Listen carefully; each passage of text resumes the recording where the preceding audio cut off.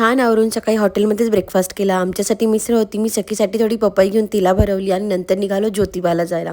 मी जवळजवळ 12 वर्षांनी गेली म्हणून मला खूप छान वाटलं आणि सखीने इथे इतका एन्जॉय केला. प्रत्येक बापाजवळ आम्ही विठ्ठल विठ्ठल करत होतो. पुन्हा कोल्हापूरला आलो. तिथे माझ्या मैत्रीण भेटली मला. कोल्हापूरचं काम तर काही झालं नाही, बट निखिलची ही कोल्हापुरी घेऊन मात्र झाली.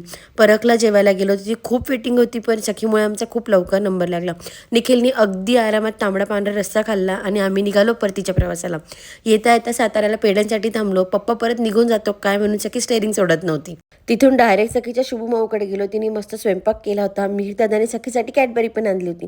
तिची जबाबदारी तिच्या माऊकडे काकाकडे देऊन मी फ्रेश झाली. असंही शुभूच्या घरी गेलं म्हणजे हॉटेलमध्ये गेल्यासारखं आहे. मस्त डाळ भात एन्जॉय केला मी आणि सखीला भरवला शुभूनी. नंतर भांडण बघा. शुभूचा कामापुरता मामा करून तिच्याशीच भांडली वरतून ती. शुभू आणि भाऊजींनी निखिलसाठी मेवा बाईट्स आणले होते लखनौवरून. असा दिवसाचा गोड शेवट केला आणि छान संपला दिवस.